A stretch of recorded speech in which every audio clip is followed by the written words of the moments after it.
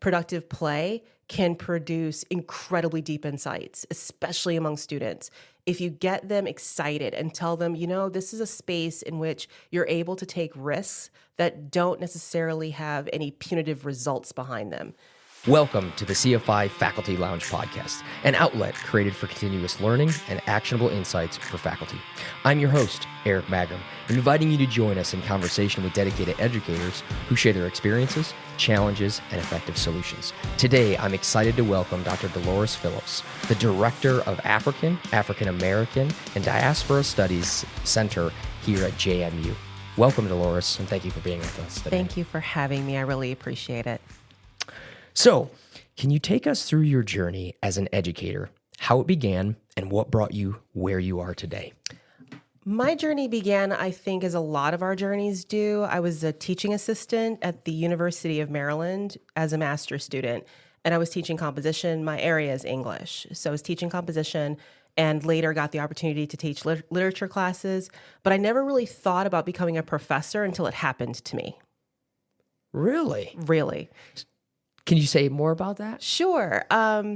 There was a moment where I thought that talking about such venal affairs, such as the job market and how terrible it is, was something that was outside the scope of the rarefied atmosphere through which I moved. So I had a kind of immature snobbery when it came to the job market. So I didn't really think much about it until I was rather deep into my dissertation process and then began really understanding what my dissertation was setting me up for. And my dissertation director even asked me, what kind of dissertation do you even want to write? And when she asked me that very excellent question, that was when I started saying, this is the life I want. The life of an academic. Yes, the life of an academic, an educator, a teacher, thinker, scholar. I was really interested in that. Wonderful. So in your view, what does it mean to excel in your role? I have been thinking about this question for quite some time. For me, the way that I think about it is how will I have excelled in my role? And I will have excelled if I engage imaginative solutions to the kinds of issues and problems and challenges that my center faces, if I have if I have excellently served the students under my care and the faculty that look to the center for community and for resources. If I've served those kinds of constituencies, then I will have excelled. If I've engaged our community partners. So really the center at this point has been a lot of my focus, but because I am also somebody who teaches, I've never lost sight of our students and our commitment to them. I'm going to come back to a statement. You said excellent service or provide excellent service. Yes. Can you elaborate on, if I was a fly on the wall, how would I know excellence? You've done, for lack of a better term, excellent service. So by having excellently served the students, I have, that is actually a really good question. Let me think a little bit. Take a second. Okay, I'm gonna take a second. Because I think about, I think that service is the style of leadership that I bring. I try to be a leader who is in service to those that she is both leading as well as the people that actually, that I look up to that have put me in the place of being a leader here. I see myself in service of my communities. I see myself in service of my students, that we work together to have created the kind of intellectual atmosphere that allows us all to thrive. So that's really how I think about service. I think about what have I created that I can gift to the various people who are either that lead me or are led by me, to include my students. So it's, I don't mean to put words in your mouth, Sure. Impact. It is impact. It is very much impact. It is, I don't want to say it's results driven, but it certainly is driven by what good have I done as I have parted company with you. Yeah. How did you leave them? Did you leave them better than you found them? Exactly. And have they left me better than I found myself? So it becomes a kind of mutuality in terms of building things together. I think that's one of the things about leadership or service or servant leadership is that both the leader and the person being led end up better than they started? I think that's actually the essence of it. If you haven't left the scene better than when you found it, then I see myself as having failed if that happens. If I have left things worse or messier or left people confused, or I'm not somebody who pursues happiness, but I definitely pursue have we created a productive, energizing space together that serves our needs. And if our needs aren't being served, how can we get as close as we can to serving our mutual needs? And that said, I do believe that the measure of a great compromise is how displeased both parties are with it. But I am someone who very much believes in we can come together to figure out a solution. So that is how I engage my teaching. It's how I engage with the service that I do as the center director, and it's actually also how I try to engage my research. I want to come back to another thing you said. Sure. You don't pursue happiness. It seemed like there was a lot of thought behind that. Right. Can you speak to that a little bit? So making people happy is a fine and laudable ambition, but I think that given the kind of discourses that I've been trained in, that courting discomfort can be far more productive. So instead of seeking to create a kind of everybody's happy, everyone is overjoyed, everyone is pleased, everyone is comfortable, I find that making people uncomfortable can sometimes yield some really interesting and really engaging results. For example, I think about this a lot in my own understanding of how race relations works. Race relations makes people deeply, deeply uncomfortable. And yet that discomfort can create solid accompliceship relationships. It can also yield deep insights into how we got here, what's going on, what do we do about it. So the solutions are not comfortable, the conversations are not comfortable, but they are necessary conversations. I love that. Courting discomfort, especially as somebody who focuses on teaching and challenging ideas and being willing to identify something that maybe does make you uncomfortable, whether it's an idea or a facet, whatever it happens to be. An idea, a new skill that you haven't mastered. I find myself diving into things that I don't understand quite often that previously may have made me uncomfortable, and trying to figure it out, trying to actually engage this thing that I've said, oh my goodness, this is really daunting. This is really, ugh. And when you call in your allies, when you call in your accomplices, when you call in your friends, when you call in your support structure, they can really be helpful, especially if we all understand that we're working together for a common goal. And I think almost the impetus behind education is discomfort, is to have self-enlightenment, if you will, and that requires some discomfort. Oh, it does. Definitely. In the gay science, Nietzsche, I think that's where he lays out the parable of the tree, where he talks about if an argument or if a knowledge formation can withstand slings and arrows and incredible, being buffeted by winds, then it deserves to stand. So he uses a very uncomfortable, very endangering metaphor to think about how knowledge is supposed to work, which is you subject it to all of these different kinds of pressures, and the knowledge that withstands those pressures is the knowledge that deserves to exist. Very well said. Very well said. Well, I wish I could claim credit, but I cannot. Okay, moving to our next question. What unique qualities or perspectives do you bring to your role as an educator? What do I bring? I bring a spirit of play. And it comes from having been a Derridian-trained post-structuralist. So I'm very much a Jacques Derrida fan. And he's a 20th century French philosopher who really thought about the play of language, how language is a form of play. So consequently, I bring a spirit of play into almost everything I do. I try to be playful in my leadership in the center, because we've actually bought a whole bunch of games and we're looking forward to creating a game night for our students. I really want the spirit of the center to be a joyous one. But I really bring a spirit of play to my research, and I bring a huge spirit of play to the classroom.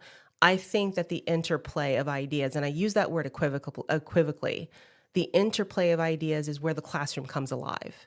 So I had all these grand plans when I started teaching this past semester. It was my first master's class here at JMU, but not my first graduate class. So I brought in all these plans and all these thoughts of what I was going to do. And then the students opened their mouths and all of that went out the window for 15 weeks. Like it just went completely, I jettisoned all of it because they brought such heavy guns with them into the classroom with their theoretical sophistication, with how deep their reading was, that I didn't feel the need to prop up the classroom with artificially energized activities. Instead, I let them play with the ideas and the texts that we worked with together. And it was a really productive class. It sounds that way. It sounds that's sort of the deepest form of learning in my estimation. Particularly, I think about my own education and the things that I was able to, as to use your term, play with, wrestle around with, or to almost like you have Play-Doh. Yes. And you're just throwing it around. You're taking parts of it and you're mashing it up, and then you're saying, "Oh, I don't like that," and you're doing it again, and then you're saying, "What do you think about what I've just done with this Play-Doh?" Exactly. And I think I've been dabbling in game scholarship. I'm a trained post-colonialist and a cultural studies practitioner by my training. And I've found that play has been incredibly instrumental for me in terms of the research that I do, the way that I write, the way that I teach. It's really fundamentally about, and I don't want it to be unserious. It's serious business seems to be the way that we think about our scholarship and our teaching, and it has to be super serious. And I'm thinking absolutely not. That sometimes productive play can produce incredibly deep insights, especially among students. If you get them excited and tell them, this is a space in which you're able to take risks that don't necessarily have any punitive results behind them. If you convince students that they are in a space in which they can experiment with their own ideas in a playful, generous way with themselves and with each other, they come up with some amazing ideas and they build enormous confidence. And I like to enjoin students take risks in their assignments. What I've been doing lately is, and it's all in the spirit of play, is I have been leaving students to their own devices in terms of proving what they know. I have said, okay, so you can do a podcast, you can do an art piece, you can do music, and we're an English classroom. So the standard, the bog standard essay is where a lot of them have lived for a long time. And so I tell them, now is your time to break bad.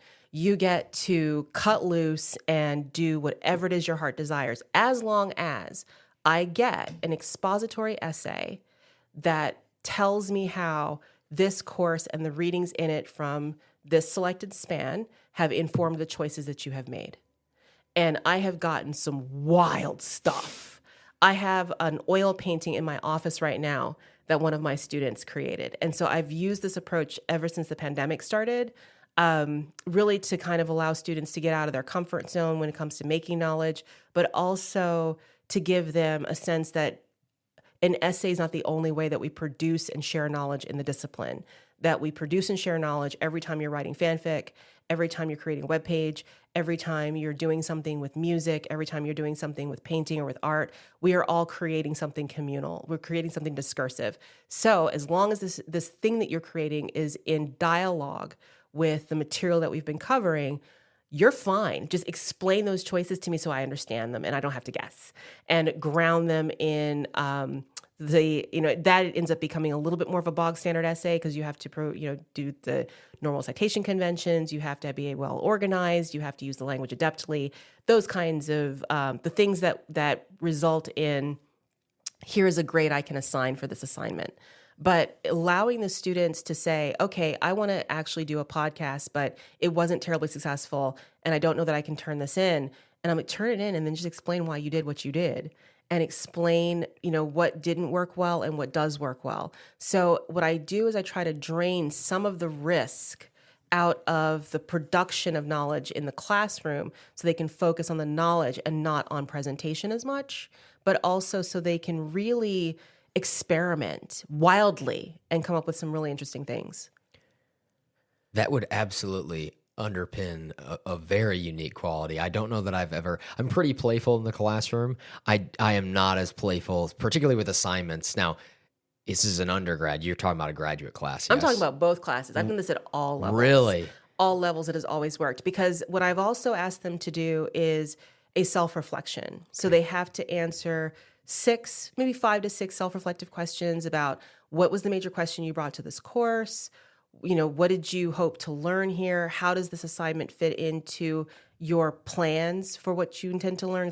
Because in undergraduate classes, I have them plot out what they're going to be doing. So it's not just weird random stuff. And they're deciding at 11:30 at night before this thing is due. You know how students are? Oh, yeah. Yes. So instead of having them kind of wheel and deal on the fly, I have them commit to various forms early in the semester, although they can change their minds. So after they have done the work of, here is this object I have created, here is this explanation for what's happened in the course that has enabled me to create this object, they then have to do a self-reflection where what worked well, what would I do differently, had I the opportunity to do this over again, what did I learn by doing this, how well did this answer the questions that I brought with me to the course, all these kinds of, and I tell them to be honest, that I'm not going to be penalizing you for whatever it is that you tell me about your experience with this assignment. And because we have this relatively low risk, these were low risk opportunities to really share meaningful things with each other, I find that those assignments are incredibly enlivening, even when they aren't as successful as they might be had the student had more time, better equipment, sometimes greater skill. I'm thinking about my painters and my other kinds of artists who always bemoan not being able to draw, even though they produce really interesting things, because their choices are really what matters. That's where the learning ends up being exposed, is in why did you make those choices. So when I create my assignments, as I'm responding to students, I try to infuse it with a bit of joy. Now, there is some seriousness, especially when you meet upon a problem where you have to give bad news, the uncomfortable, unpleasant news. But I try to use those as opportunities to say, okay, well, not all is lost. You have this and this and this remaining. And so this gives us an opportunity to retrench. Please come see me before you plot your next assignment so I can make sure that you're on the right path and that you're comfortable with what you actually will end up submitting. So the sense of diminishment of risk while also retaining rigor is really one of the major qualities that I try to bring to my teaching. I'm going to do my very best to try to capture just maybe 5% of the play that you have in some of your assignments, because I think that would enhance my teaching, to be very honest. Thank you. I appreciate that. So switching gears a little bit, to this point in your career, what are you most proud of? Oh, gosh. I am most proud of the vulgarity in my research. I have written some very disgusting things, and they are the most joyous pieces of my scholarship, are some of the grossest things that I've ever written. I'm really proud of the bravery that I have brought to my classroom. I'm very proud of the bravery that I brought to my other forms of leadership. I'm very proud of, but really it's my scholarship that I'm most proud of, because it is incredibly deeply playful. It informs my teaching. It's something that I hope to leave as the mark upon the world, would be these grotesque little pieces of Bataille, this play with Derrida, this work with digital play with in really gross spaces, doing gross things. I really am proud of the fact that I have not shied away from anything, that I have cultivated brave conversations with my work, that I have dared to go where most scholars probably should not go, and courted conversations that have been deeply uncomfortable. So that's what I'm most proud of. And I can sense that. I can sense your bravery, and I appreciate that. Thank you. So what drives you to continue growing and thriving in your role? What drives me, more than 50% of my role right now is tending to the center. And so what drives me is the center's mission. and how it is energetically shared by everyone who supported it. I'm thinking about all the faculty whose energy and time make the center successful. I'm thinking about the students who engage the center and who take the minor and who are involved in our internship programs. I think about all the different campus constituencies that have come together, all of our community partners. That's really what drives me to thrive in this role is thinking about about those incredibly productive engagements with those kinds of with all these different people, meeting new people. I love that I've met so many new people, and that they all have these really elegant, interesting, fantastic ideas for various things that they want to do. And so I end up being more of a yes and person than perhaps is wise. I want to do all the things. But of course, one does not have all the time and energy in the world to do all the things. So I've got to be a bit more protective of my time and of certain forms of energy and also of the resources that we have. But that's really what drives me is all of these interconnecting interests and priorities that have shaped a really vibrant community around the center. And that's what I really hope to protect. So talking about protecting and particularly protecting time, do you have boundaries? No. Do you have balance No. between personal life and your faculty responsibilities? And how might you strike that balance? I wish I did. I do not. I cannot fake the funk and lie and say that I have a balanced life. The center obsesses me. My teaching obsesses me. I find myself in my downtime noodling and chewing and grinding on problems and challenges and meditating on successes. I find myself constantly thinking and problem solving.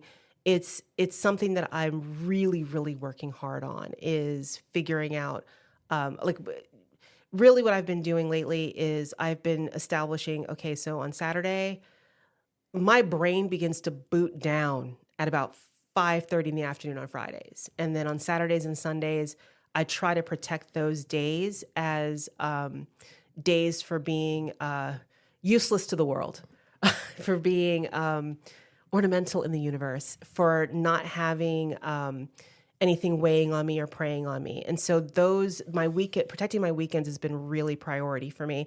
I got in the habit starting in my dissertation phase where I would spend my weeks doing all my work and then on the weekends I would take off. So I think that that's actually introduced some kind of balance. My challenge is going to be during the weekdays, establishing balance and boundaries where I'm not constantly cogitating. That is not a good answer. No, but it doesn't need to be. It's your answer. It's definitely my answer. That's why it's important. That's your answer. I am working on balance. It is a task in progress, especially because JMU prizes balance as a major value. So that's something that I'm endeavoring to live up to. Is that the expectation and the hope for work-life balance? I think all of us have something to learn for work-life balance. I think we all do, but me especially. Oh, I'm definitely a work in progress.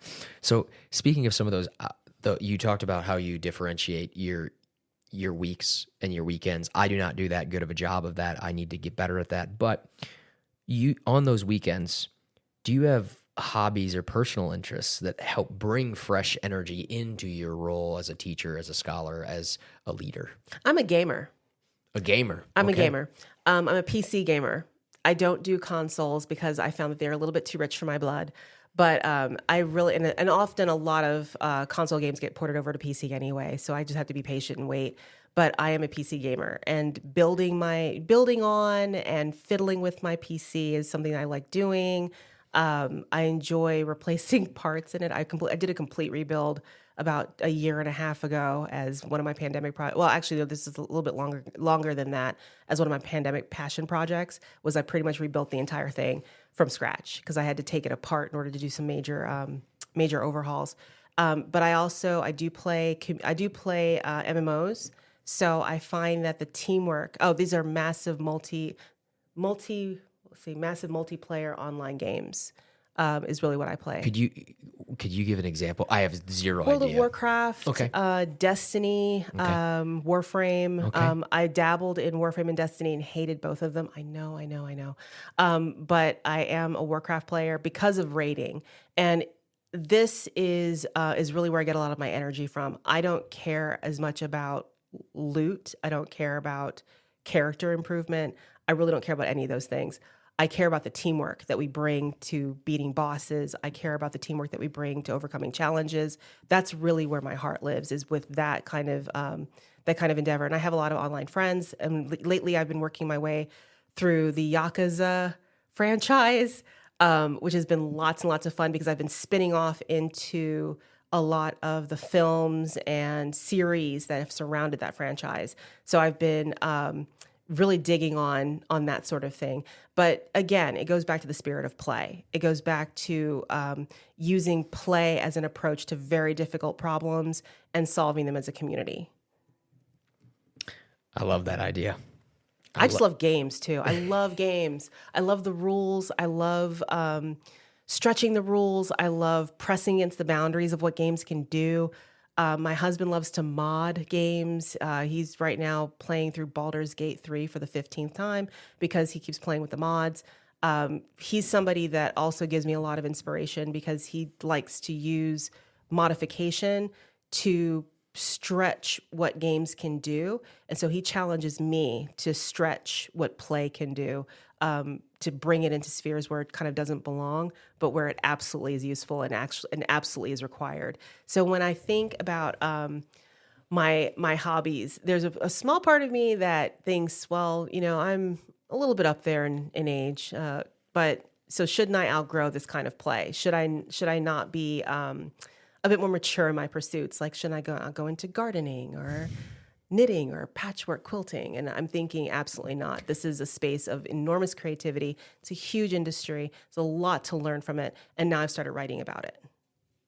There you go. So, final question. Yes. If you could go back in time and meet yourself before your first day at JMU, what advice would you give yourself and why? Oh my goodness. That's a great question. I would tell myself to love myself. You are going to do some amazing things. You're going to do some challenging things, and it's going to feel hard at times, but it is always worth it. So I would tell myself to get out there and conquer, which is what I tell myself most mornings. I try to say every morning, get out there and conquer the world, girl, because it's right there for you. So I think I would give myself that advice before my first day. I think I would also tell myself to slow down. Before my first day here, things take time, and I am not a patient person all the time. And so I need to cultivate more patience. So I think I would tell myself that. I would tell myself that this community that we have at JMU is enormously helpful, is very engaged in teamwork, is very supportive of all the things that you want to do. So don't be afraid to ask for help. Wonderful. Today, we've been speaking with Dr. Delores Phillips. Thank you very much. Thank you for having me. I appreciate it. You're very welcome.